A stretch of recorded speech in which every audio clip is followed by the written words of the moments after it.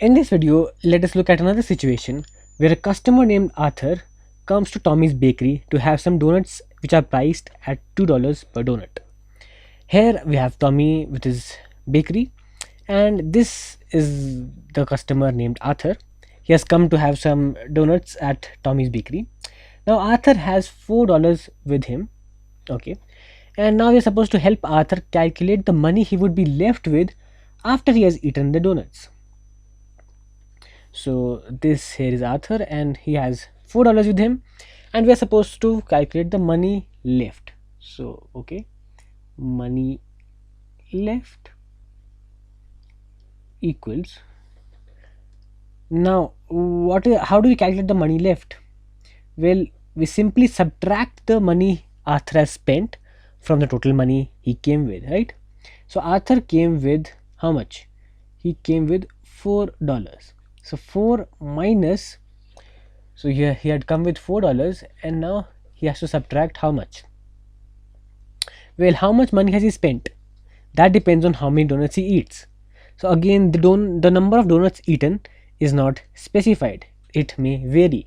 Therefore, it is a variable. And as usual, we use the letter X or any other letter for that matter. Let's stick with X to denote the number of donuts eaten by Arthur. Now, if Arthur has eaten X donuts, because each donut costs $2, therefore he has spent 2x dollars, right? Therefore, we need to subtract 2x from the total money Arthur had, which was $4. So therefore, the money left equals 4x minus 4 minus 2x. Sorry. Now again, money left is a variable. Therefore, we use a letter to denote it because it is a variable. And as always, we'll stick with the letter y. So y equals 4 minus 2x.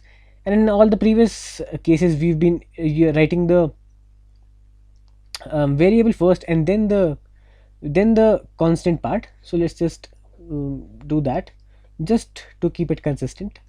So we have a minus 2x term first and plus 4, right? We just switched these two. This was a plus 4 here and that was a minus 2x, so we just switched the places of the two terms, right? So this is our equation that tells us how much money Arthur is left with. Moving ahead, now this is our equation. Now again, let us do a similar activity with Arthur. We take x to be the number of donuts eaten and y is the money left.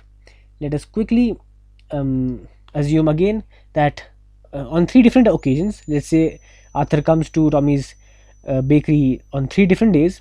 On the first day he eats 1 donut, on the second day he eats 2 donuts, and on the third day he eats 3 donuts. Let us again calculate the money that Arthur would be left with in all the 3 cases. So let us go with the first case. In the first case, x would be 1, so our equation becomes y equals minus 2 times x is 1, so times 1, right? Brackets, and we have a plus 4. Perfect. We solve this. Y equals minus 2 times 1 is minus 2 plus 4, and so y equals minus 2 plus 4, so it's like 4 minus 2, which would be 2 plus 2, so 2 right there. Now let us move to the second case where the value of x is 2, so our equation becomes y equals minus 2 times, now x is 2, so we get this plus 4 of course, and we simplify this further to get minus 2 times 2 is minus 4 plus 4, and so y equals, well, minus 4 plus 4, that is simply 0, so y becomes 0. And lastly, we go to the third case where we have x equals to 3, and now our equation becomes y equals minus 2 times 3 plus 4. Solving this further, we get minus 2 times 3 is minus 6 plus 4, and y equals, well, minus 6 plus 4, we still have a minus 2 remaining, so minus 2 is the answer, right? So this is the these are the values that we come up with. Let us just mention them here: 2, 0 and minus 2. Perfect. Yeah, now if we look at the what we've come up with, here we have 2 as the value of y. What is 2? Well, it is the money that Arthur is left with. Why so?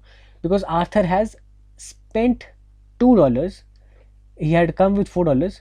He has spent $2. So this minus sign signifies the spent nature, because that amount is leaving from his pocket.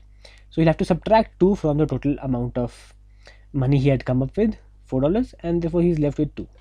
This time, in this case, he's spending all the money he had. So he's spending $4. He had $4, and so he's left with nothing. Here he's spending more than he had come up with, and therefore he's left with minus $2. What does that mean?